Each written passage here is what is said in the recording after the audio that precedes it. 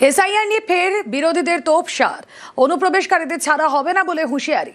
অনুপ্রবেশকারীদের খুঁজে বের করার হুঁশিয়ারি অমিত শাহর।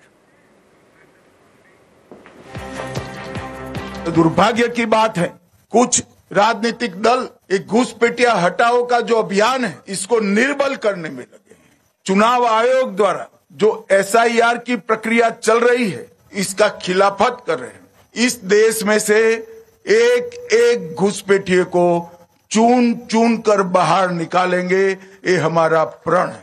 कोई घुसपैठिए को अधिकार नहीं है कि हमारी लोकतांत्रिक प्रणालिका को वो प्रदूषित करे।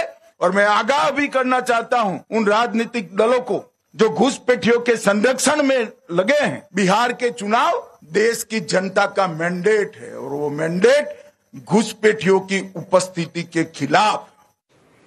पाल्टा तोप तृणमूलेরও। দেশ নিরাপত্তাহীনতাতে ভুগছে, এটা তো সত্যি। আর যদি আগাম জানা যেত, পর্যটকরা মারা যেত না। ভারতীয় পর্যটক দিল্লিতে এরকম বোম ব্লাস্ট হতো না। আপনার নজর এড়িয়ে যাচ্ছে সেখান থেকে, আর আপনি বাংলার দিকে একটা ইঙ্গিতটা ছেড়ে দিলেন। 31 জন মানুষের মৃত্যু হয়েছে বাংলায়। এই এসআইআর এর মাধ্যমে আপনারা যেভাবে ভয় দেখিয়েছে, আতঙ্ক তৈরি করেছেন, বাংলাকে ভয় দেখাতে হবে। বিএলওরা যেভাবে কষ্ট পাচ্ছেন, এই যে সবটাই 1 মাসের মধ্যে করতে হবে, এইগুলো নিয়েই মমতা বন্দ্যোপাধ্যায় লিখেছেন।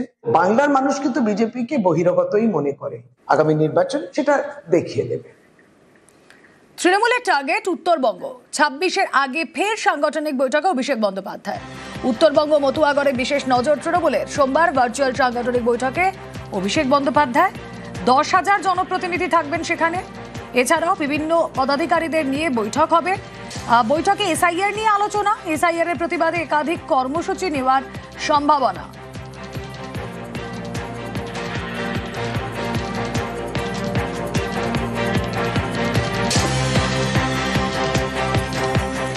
আর এদিকে অনুপ্রবেশ নিয়ে সরব বিরোধী দলনেতা। নির্বাচন কমিশনের নালিশ শুভেন্দু অধিকারী। সীমান্ত এলাকার জনবিন্যাস বদলে যাওয়ার অভিযোগ করছেন। সব অনুপ্রবেশকারীর নাম বাদ দেওয়ার দাবি শুভেন্দুর। হিন্দু শরণার্থীদের নাম তোলার ব্যবস্থা করার দাবি। নির্বাচন কমিশনের কাছে দাবি বিরোধী দলনেতার।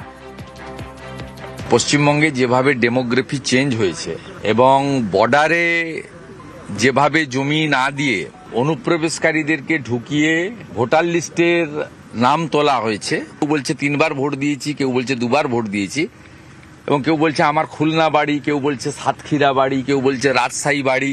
এর থেকে বড় তো প্রমাণ নেই।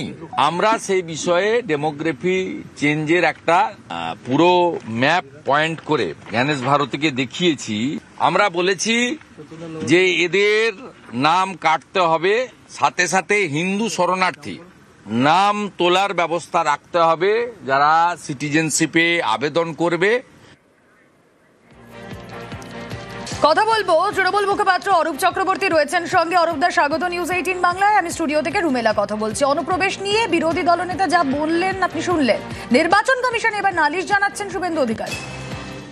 শুভেন্দুকে আগে নালিশ জানাতে বলুন যে ওদের দলের নির্বাচিত পঞ্চায়েত সদস্য স্বরূপনগরে, তার নাম সুভাষ চন্দ্র মন্ডল, যার নাম এই মুহূর্তে বাংলাদেশের ভোটার লিস্টে রয়েছে।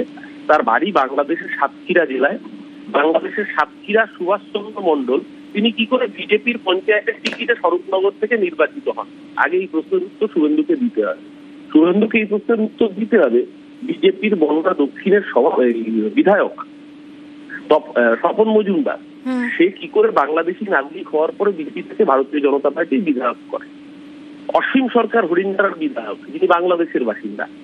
কুচবিহারের নিশীথ প্রামাণিক কেন্দ্রীয় স্বরাষ্ট্র মন্ত্রকের প্রতিমন্ত্রী ছিল বাংলাদেশের বাসিন্দা। এমন আজকে যে বিজেপির পর্যবেক্ষক এই রাজ্যে ত্রিপুরার প্রাক্তন মুখ্যমন্ত্রী বিপ্লব দেব, যার জন্ম বাংলাদেশের চাঁদপুরে, বাংলাদেশের নাগরিক, যারা নিজেরা অনুপ্রবেশকারীদের কোথাও এমএলএ করেছে, কোথাও মন্ত্রী করেছে, কোথাও রাজ্যের মুখ্যমন্ত্রী করেছে, তারা অনুপ্রবেশ নিয়ে বড় বড় জ্ঞানের বাণী দিচ্ছে।